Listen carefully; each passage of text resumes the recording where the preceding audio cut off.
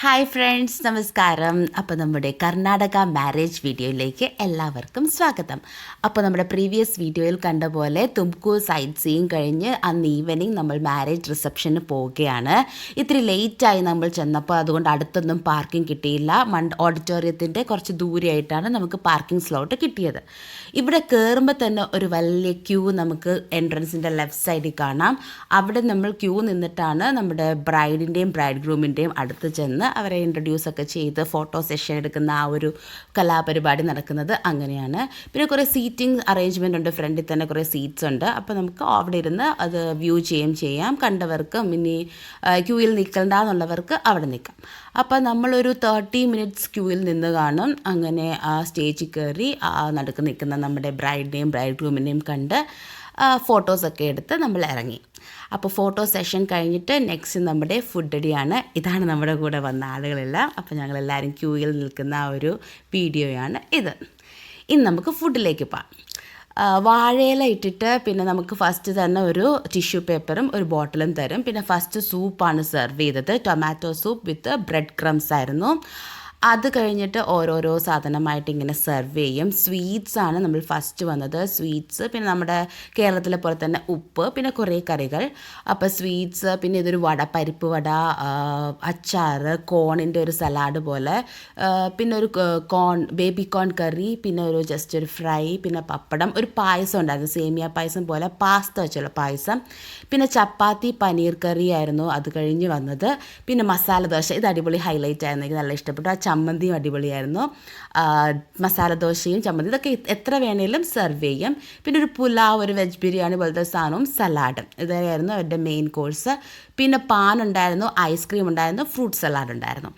അപ്പോൾ എല്ലാം കഴിഞ്ഞ് നമ്മൾ കഴിയുമ്പോഴത്തേക്ക് നമുക്കൊരു ഇത് തരും, ഒരു ഗിഫ്റ്റ് പോലെ ഒരു കോക്കനട്ടും പിന്നെ നമ്മുടെ ബീറ്റിൽ ലീവ്സും മറ്റേ പാക്കും അതെല്ലാം അവർ തന്നിട്ടാണ് വിടുന്നത്. പിന്നെ നമ്മൾ കുറേ ഫോട്ടോസൊക്കെ എടുത്ത് അവിടെ നിന്ന് റിസപ്ഷൻ കഴിഞ്ഞ് ബൈ പറഞ്ഞ് ഇറങ്ങി. ഹായ്, അങ്ങനെ ഇന്ന് മാരേജ് ഡേ ആണ്. അപ്പോൾ ഞങ്ങളെല്ലാം റെഡിയായി മാരേജ് ഫംഗ്ഷന് പോകാൻ തയ്യാറായി നിൽക്കുകയാണ്.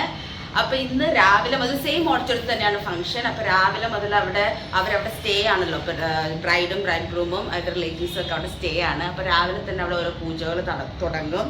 പക്ഷേ അവർ ഇൻവൈറ്റ് ചെയ്തേക്കുന്നത് 11 o'clock നമ്മളെല്ലാവരും ഇൻവൈറ്റ് ചെയ്യുക. അപ്പോഴാണ് ആ താലി കെട്ടുന്ന ആ ഒരു ചടങ്ങ് നടക്കുന്നത്. അപ്പോൾ നമുക്ക് ഓഡിറ്റോറിയത്തിൽ പോയി എന്തൊക്കെയാണ് ഇന്നത്തെ ചടങ്ങുകളെന്ന് നോക്കാം. ഞങ്ങളവിടെ എത്തിയപ്പോൾ തന്നെ ബ്രൈഡ് ഗ്രൂമിനെ സ്വീകരിച്ച് അകത്തോട്ട് മണ്ഡപത്തിലോട്ട് കയറ്റുന്ന ആ പ്രോസസ്സായിരുന്നു നടന്നുകൊണ്ടിരുന്നത്. ഇതിന് മുൻപ് വേറൊരു ചടങ്ങുണ്ടായിരുന്നു. ഫസ്റ്റ് ഈ ചെറുക്കൻ, അതായത് ബ്രൈഡ് ഗ്രൂം കാശിക്ക് പോകുന്നു എന്ന് പറഞ്ഞൊരു ഡ്രസ്സ്, ഒരു കാവി പോലത്തെ ഡ്രസ്സ് ഇട്ടിട്ട് പോകാൻ ഞങ്ങൾ കണ്ടില്ല, കേട്ടതാണ്, പോകും. അപ്പം ബ്രൈഡ് ഗ്രൂമിൻ്റെ മാറ്റേണൽ അങ്കിൾ, അതായത് അമ്മയുടെ സഹോദരൻ വന്നിട്ട്, വേണ്ട, നമ്മളൊരു നല്ല അടിപൊളി ബ്രൈഡിനെ കണ്ടുപിടിച്ചിട്ടുണ്ട്, കല്യാണം കഴിക്കാമെന്നും പറഞ്ഞ് കാശിക്ക് പോകുന്ന ബ്രൈഡ് ഗ്രൂമിനെ തിരിച്ച് വിളിച്ചുകൊണ്ട് വരും. എന്നിട്ടാണ് നമ്മുടെ വധുവിൻ്റെ പാരൻസ് പുതിയ ഡ്രസ്സൊക്കെ ഇങ്ങനെ കൊടുക്കും, ഗിഫ്റ്റ് കൊടുക്കും. അത് കൊണ്ടുപോയി ഡ്രസ്സ് മാറിയിട്ടാണ് പിന്നെ ഈ സ്വീകരണം നടക്കുന്നത്. അപ്പോൾ അതാണ് ഇതിൻ്റെ ഫസ്റ്റ് ചടങ്ങ്. അത് സെക്കൻഡ് ചടങ്ങാണ് ഇപ്പം നമ്മൾ കാണുന്നത്. അങ്ങനെ നമ്മുടെ ബ്രൈഡ് ഗ്രൂമിനെ കൊണ്ട് ഇരുത്തി, ഇങ്ങനെ ഡ്രസ്സൊക്കെ മാറി വന്നിട്ട് അവിടെ കൊണ്ട് ഇരുത്തിയിട്ട് ഈ കാല് വാഷ് ചെയ്തിട്ടല്ലേ, പാദസേവ പോലെ കാലൊക്കെ വാഷ് ചെയ്തിട്ട് ചന്ദനം തേക്കുന്ന ഒരു പ്രോസസ്സുണ്ട്. അതാണ് ഇപ്പം നമ്മൾ കാണാൻ പോകുന്നത്.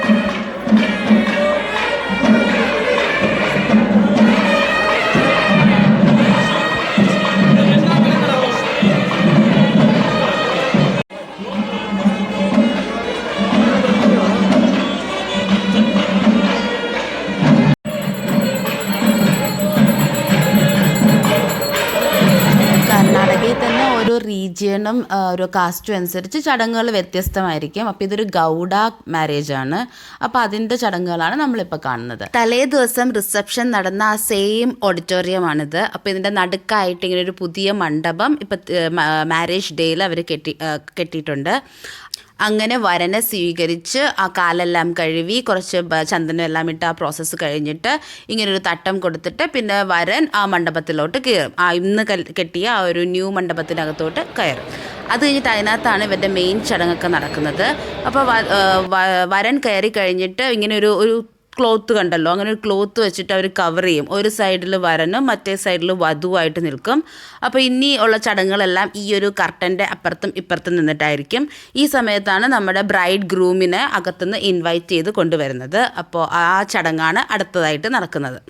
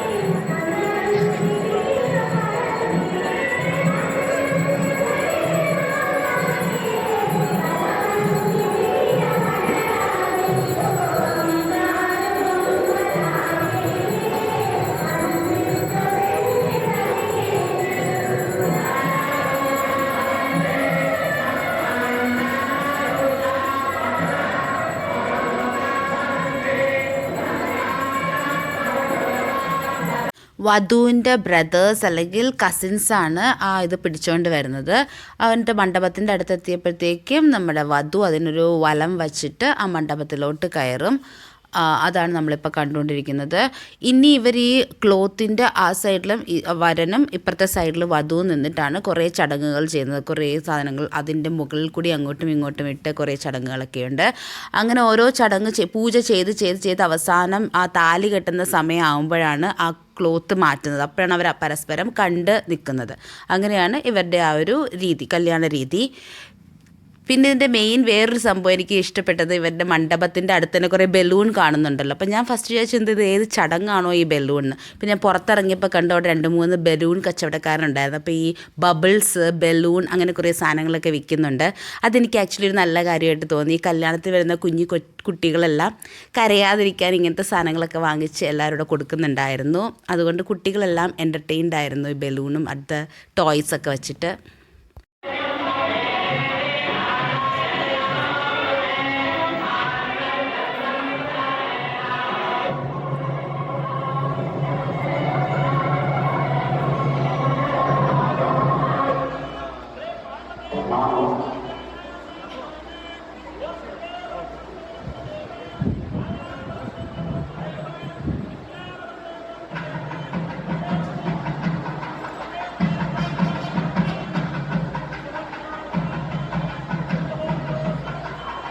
കുറേ നേരം ആ കർട്ടൻ്റെ അപ്പുറത്തും ഇപ്പുറത്തും വെച്ച് കുറേ ചടങ്ങുകളുണ്ടായിരുന്നു. അങ്ങനെ അത് കഴിഞ്ഞ് അവസാനം ഒരു പ്രത്യേക സമയം എത്തിയപ്പോഴത്തേക്കും ആ ക്ലോത്ത് മാറ്റി പിന്നെ എന്തോ മന്ത്രമെല്ലാം അങ്ങോട്ടും ഇങ്ങോട്ടും പറഞ്ഞിട്ട് പിന്നെ താലി കെട്ടുന്ന ആ ഒരു ചടങ്ങായിരുന്നു. പിന്നെ അതിന് ഫസ്റ്റ് തന്നെ അവർ ഒരു മാല അങ്ങോട്ടും ഇങ്ങോട്ടും ഹാരം ഇട്ടു. അത് കഴിഞ്ഞിട്ടാണ് താലി കെട്ടുന്ന ചടങ്ങുണ്ടായിരുന്നത്. അപ്പോഴത്തേക്കും കുറേ ലൈറ്റും ആൾക്കാരും എല്ലാം വന്ന് ഞങ്ങളുടെ വീഡിയോ ഫുൾ കവേർഡായി. അങ്ങനെ ഞങ്ങളുടെ വീഡിയോ എടുക്കൽ, ചടങ്ങെടുക്കൽ എന്നുള്ള പരിപാടി നിർത്തി. അതെ,